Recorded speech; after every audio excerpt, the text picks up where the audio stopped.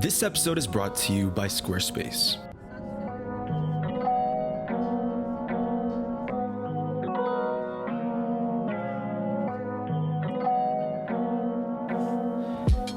So in this episode, we are at the Grand Canyon and we're going to be shooting some film through my Pentax 6.7.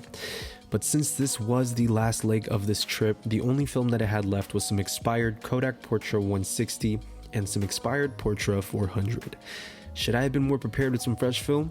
Yes, but I'm not going to let expired film stop me. Actually, today I'm going to show you exactly how I shoot expired film to attain good results.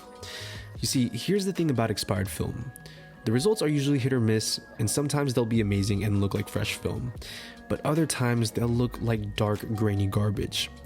But folks, you see, there's a trick to it, and you can definitely still achieve good results with only expired film, and today I'm going to show you exactly how I do that.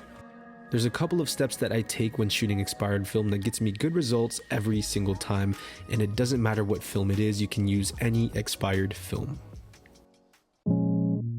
Let's talk about the first step, setting your film's ISO. When you shoot expired film, the main thing you want to do is overexpose your film to compensate for the amount of years it was expired. Now the general rule goes as follows. For every 10 years that this film has been expired, simply overexpose by adding one stop of light. So for example, let's say you're shooting a roll of Portra 400 that expired in 2017.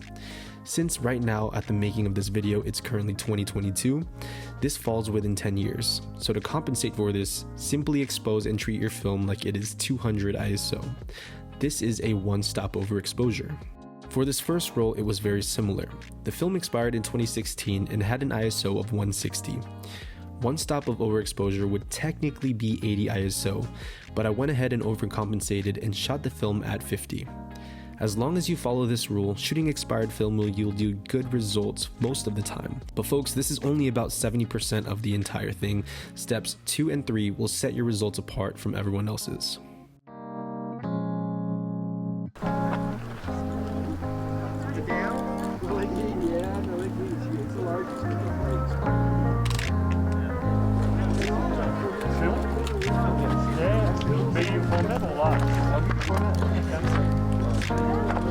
Doing your own processing or?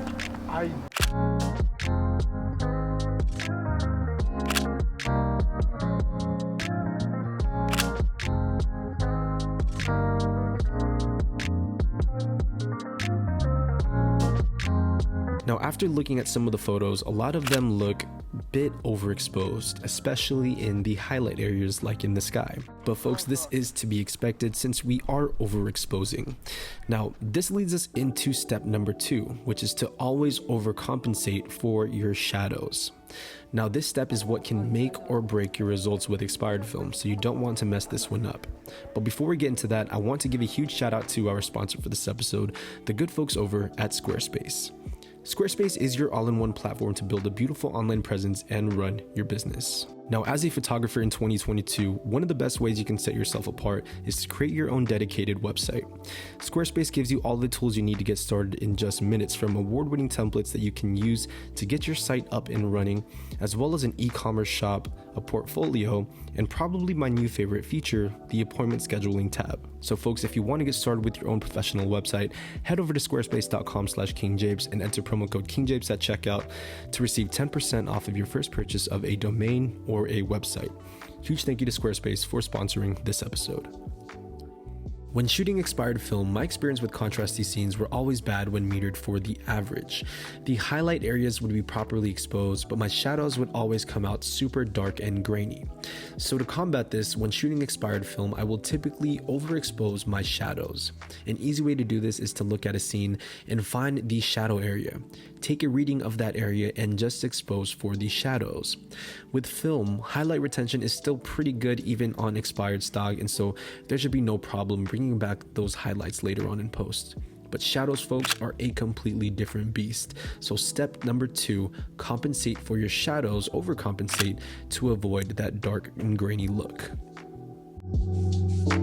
Taking a look at some of these other photos, you can almost see just how close to blowing out some of these highlights are. But after slight adjustments here and there, I promise you it is much more rewarding exposing for the shadows than it is to expose for the highlights. So the last and final step that I have for getting good results with expired film is all in the way the film was stored. Now there is a way you can keep expired film quote unquote fresh after its past date, and you simply just have to cold store it. Some people freeze their film, but I recommend just putting it into your fridge.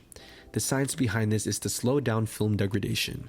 During this process, it loses its sensitivity to light, which is why we overexpose the film. So if you can somehow keep your film cold, this would be a sure way to keep your film consistent.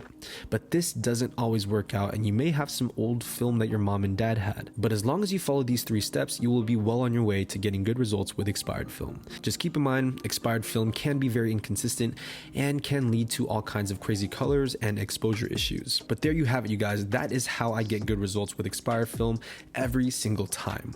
Let me know down in the comment section down below how you guys approach this. How do you guys shoot expired film? Do you have any comments, suggestions, concerns? Leave those in the comment section below. But for now, that is going to wrap it up for me. I'll see you in the next one. As always, Minolta Gang.